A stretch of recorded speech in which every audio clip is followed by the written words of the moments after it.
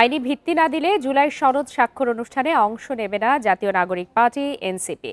সকালে রাজধানীর বাংলা মোটরের অস্থায়ী কার্যালয়ে এক সংবাদ সম্মেলনে একথা জানান দলের আহ্বায়ক নাহিদ ইসলাম। জুলাই সনদের খসড়া ডক্টর ইউনূসের হাত দিয়ে জারি করা সহ ৩ দফা দাবি তুলে ধরেন তিনি। বান্ডেল থাকলে প্রতি সেনমানিতে টাকা বাঁচবে। বিকাশ সেনমানি বান্ডেল কিনে জিতুন প্রতি লেনদেনে। জুলাই সনদ সহ সার্বিক রাজনৈতিক পরিস্থিতি নিয়ে রাজধানীর দলীয় কার্যালয়ে সংবাদ সম্মেলন করে এনসিপি। উঠে আসে সনদের আইনি ভিত্তি, ফেব্রুয়ারির নির্বাচন, শাপলা প্রতীক সহ নানা বিষয়। অর্জন হিসেবেই আমরা এটাকে বিবেচনা করি।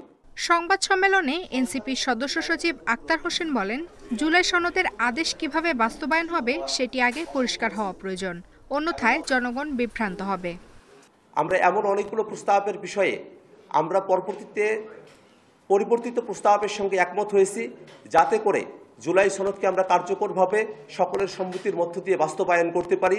জুলাই সনদের অবশ্যই আইনি ভিত্তি প্রদান করতে হবে এবং সেই আইনি ভিত্তির মধ্য দিয়েই সামনে নির্বাচন অনুষ্ঠিত হতে হবে। এদিকে আইনি ভিত্তি না দিলে জুলাই সনদের স্বাক্ষর অনুষ্ঠানে এনসিপি অংশ নেবে না বলে জানান দলের আহ্বায়ক নাহিদ ইসলাম। এই সনদ বাস্তবায়নের বিষয়টি পরিষ্কার করার দাবি জানান তিনি। বলেন, কোনো রাজনৈতিক দল এতে স্বাক্ষর করলে জনগণের কাছে জবাবদিহিতা করতে হবে। আমরা আরেকটা এরকম ঘটনার সাক্ষী হতে চাই না যেটার আসলে কোনো মিনিং নাই।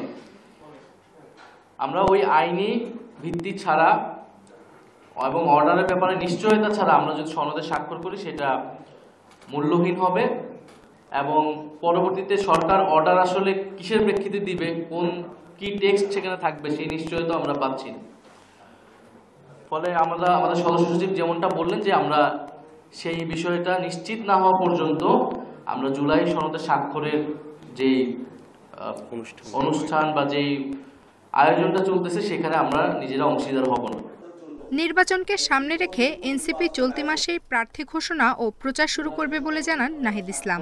তবে শাপলা প্রতীকের বিষয়ে কোনো ছাড় দিতে চান না তারা। নির্বাচন কমিশন তার নিরপেক্ষতা আফসানা আফরোজ জুই, ইন্ডিপেন্ডেন্ট নিউজ, ঢাকা।